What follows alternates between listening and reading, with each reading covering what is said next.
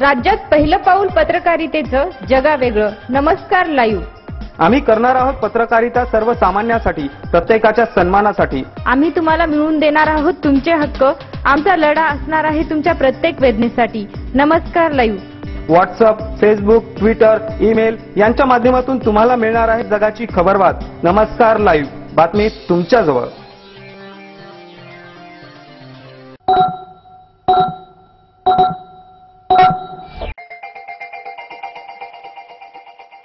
Good morning, मी सुदेशना धुतमल. आपण ऐकत आहात नमस्कार लाईव्हचं सकाळचं बातमीपत्र. सुरुवातीला हेडलाईन.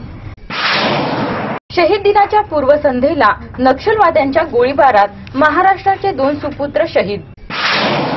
मन की बात मध्ये पंतप्रधानांनी दिली आश्वासनाची खैरात.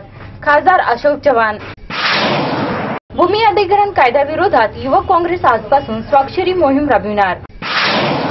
जिल्हा परिषदेची आज अर्थसंकल्पीय विशेष सभा.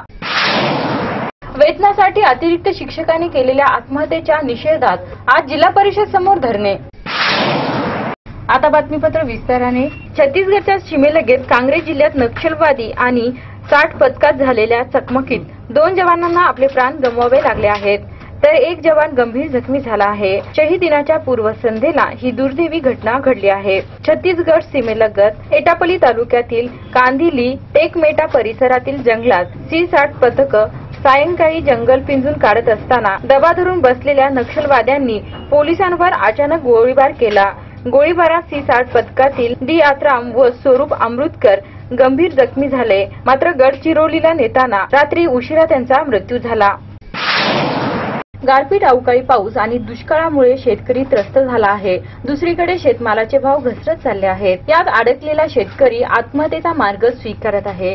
अशा वेळी आश्वासनाची खैरात असलेली मन की बात पंतप्रधान नरेंद्र मोदी सांगत सुटले आहेत. त्यांनी आधी संपूर्ण शेतकऱ्यांची मन की बात ऐकावी अशी मौलिक सूचना काँग्रेसचे प्रदेश अध्यक्ष खासदार अशोक चव्हाण यांनी मोदी सरकारला ठणकावले आहे.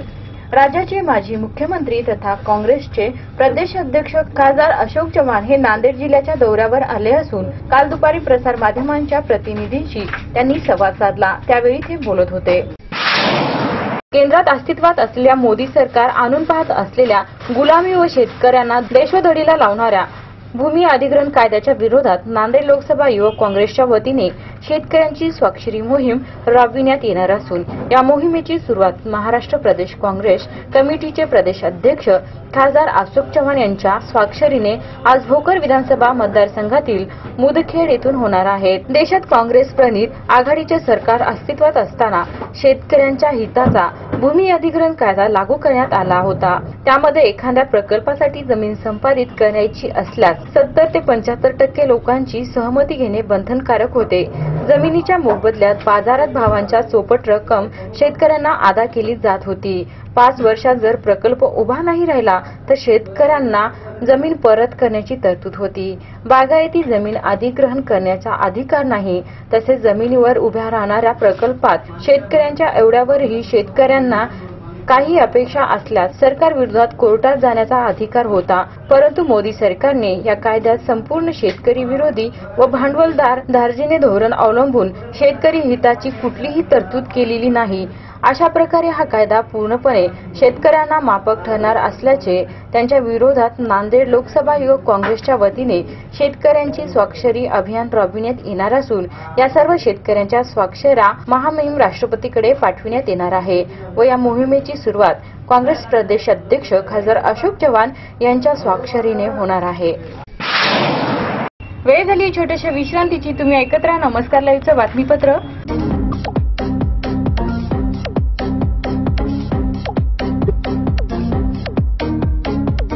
अवीट गोळीचा अस्सल देवगडचा 100% नैसर्गिकरित्या पिकवलेला आणि कार्बाइड फ्री हापूस आंबा नांदेडमध्ये दाखल. यासाठी आजच संपर्क करा आणि आपली ऑर्डर बुक करा. त्याचसोबत फ्री होम डिलिव्हरी उपलब्ध. मिळण्याचे ठिकाण flower and flower shop number G2 centre point Shivajinagar Nanded. दूरध्वनी क्रमांक 024 62 24 56 94 23 78 54 56 73 50 62 56 56. आंब्याची ही जाहिरात आपल्या मोबाईलमध्ये दाखवा आणि आकर्षक डिस्काउंट मिळवा. तसेच ज्या दिवशीची जाहिरात त्याच दिवशी डिस्काउंट मिळेल. शुभेच्छा पाठवा सुंदर बुकेसह. संपूर्ण भारतात आणि 190 देशात कुठेही बुके पाठवण्याची सोय फक्त फ्लॉवर अँड फ्लॉवर्सवर. Bouquet, stage decoration, room decoration आणि कार डेकोरेशनचे सृजनशील नाव flower and flowers, centre point, Shivajinagar, Nanded. संपर्क 73 50 62 56 56. विश्रांतीनंतर पुन्हा एकदा आपलं स्वागत. जिल्ह्याचे मिनी मंत्रालय म्हणून संबोधल्या जाणाऱ्या जिल्हा परिषदेचा चालू आर्थिक वर्षाचा अर्थसंकल्प सादर करण्यासाठी आज दुपारी 1 वाजता अर्थसंकल्पीय विशेष साधारण सभा आयोजित करण्यात आली आहे. जिल्हा परिषदेच्या यशवंत चव्हाण सभागृहात अध्यक्षा मंगलाताई गुंडले यांच्या अध्यक्षतेखाली घेण्यात येणाऱ्या विशेष सभेत जिल्हा परिषदेचे बांधकाम व अर्थसभापती दिनकर दहिफळे हे अर्थसंकल्प सादर करणार आहेत. सन 2014 आणि 2015चा आर्थिक ताळेबंद मांडण्याबरोबरच चालू आर्थिक वर्ष 2015-16चा आर्थिक आराखडा सादर केला जाणार आहे. जिल्हा परिषदेच्या तिजोरीत सध्या खणखणाट असल्यामुळे मागील काही महिन्यांपासून विकास कामांचा वेग मंदावला असल्याचं सांगण्यात येत आहे. तसेच चालू वर्षाच्या अर्थसंकल्पीय सादर करूनही काही जिल्हा परिषद पदाधिकाऱ्यांमध्ये खटके उडाल्याचीही चर्चा मध्यंतरी दबक्या आवाजात सुरू होती. याच पार्श्वभूमीवर आज सादर होणाऱ्या अर्थसंकल्पात कोणत्या मूलभूत सोयी-सुविधा व विकास कामांना घसघसीत निधी मंजूर करून देण्यासाठी प्राधान्य देण्यात येईल याकडे सर्वांचंच लक्ष लागलं आहे. नांदेड जिल्ह्यातील खासगी प्राथमिक शाळेतील 300 शिक्षकांचे वेतन माहे ऑक्टोबर पासून शासनाच्या परिपत्रकामुळे बंद करण्यात आले आहे.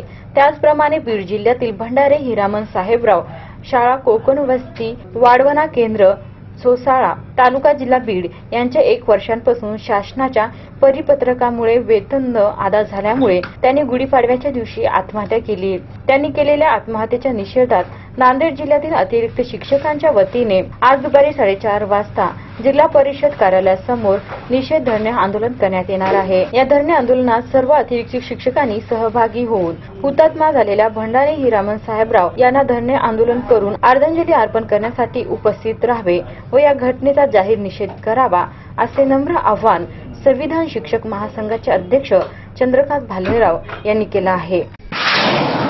आज असणारे काही वाढदिवस ऋषिकेश देगलूरकर, विजयकुमार पाटील, रमेश सोनाळे, पिराजी गुंजल, सुशांत नंदलवार या सर्वांना नमस्कार लाईव्ह तर्फे वाढदिवसाच्या हार्दिक शुभेच्छा. शेवटी पुन्हा हेडलाईन्स. शहीद दिनाच्या पूर्वसंध्येला नक्षलवाद्यांच्या गोळीबारात महाराष्ट्राचे 2 सुपुत्र शहीद. मन की बात मध्ये पंतप्रधानांनी दिली आश्वासनाची खैरात. खासदार अशोक चव्हाण. भूमी अधिग्रहण कायद्याविरोधात युवक काँग्रेस आजपासून स्वाक्षरी मोहीम राबविणार. जिल्हा परिषदेची आज अर्थसंकल्पीय विशेष सभा. वेतनासाठी अतिरिक्त शिक्षकांनी केलेल्या आत्महत्येच्या निषेधात आज जिल्हा परिषद समोर धरणे. आणि याचबरोबर नमस्कार लाईव्हचे बातमीपत्र संपलं.